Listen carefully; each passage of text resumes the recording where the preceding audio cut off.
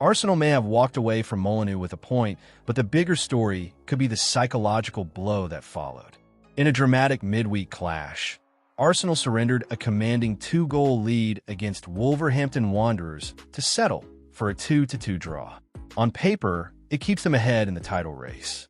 In reality, it may have handed momentum straight to Manchester City, and according to many observers, Pep Guardiola's response feels like a warning shot. The Gunners started the match with authority. Inside the opening minutes, Bukayo Saka finally ended his frustrating goal drought, rising in the box to glance home a precise cross from Declan Rice.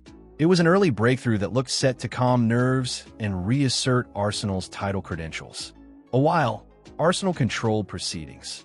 Wolves struggled to break through, and when Piero Hincapié appeared to double the lead with a clever run behind the defense, it seemed like the contest was slipping away from the hosts, even though the goal was initially ruled out and required tense confirmation.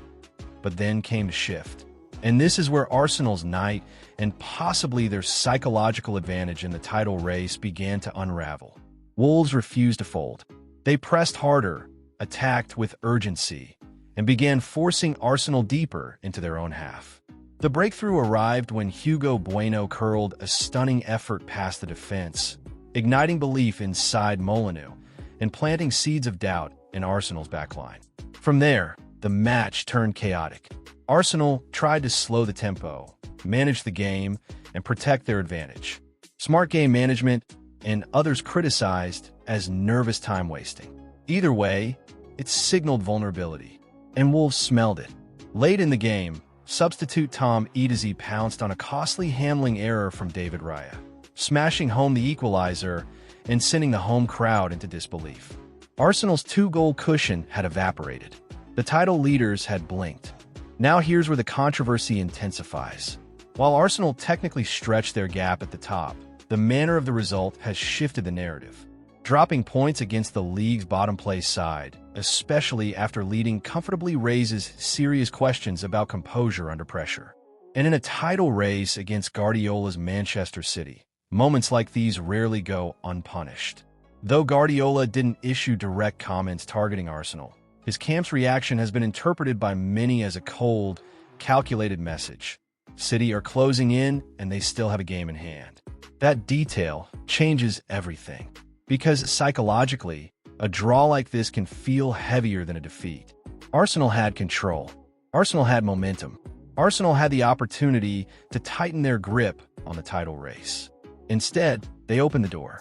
And Manchester City, historically, are the last team you want chasing with belief.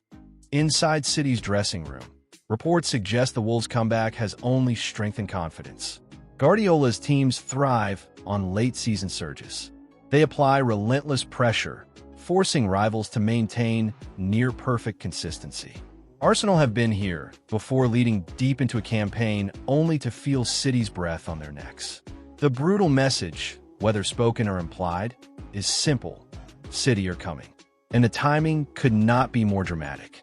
With crucial head-to-head fixtures still looming and a Carabao Cup final between the two sides approaching, the title race is now as much mental as is tactical. Arsenal must prove resilience. City only need momentum. For Arsenal fans, the frustration lies in the familiar pattern flashes of brilliance followed by costly lapses. For City supporters, the draw looks like opportunity. A gap that can be closed. A lead that can be hunted down. The big question now isn't just about points, it's about pressure. Have Arsenal shown cracks at the worst possible moment? Did Wolves expose a vulnerability City will ruthlessly exploit? And with a game in hand, are Guardiola's men quietly positioning themselves for another trademark late takeover? Want to hear from you. Was this just a bad night for Arsenal or a turning point in the title race? Do you believe Manchester City will capitalize and overtake them? And if you're an Arsenal fan, how worried are you after seeing a 2-goal lead slip away like this? Drop your thoughts in the comments section. This debate is only getting started. Make sure you like the video, share it with fellow football fans, and subscribe to the channel for more passionate, detailed, and sometimes controversial football analysis. Thanks for watching, and see you in the next one.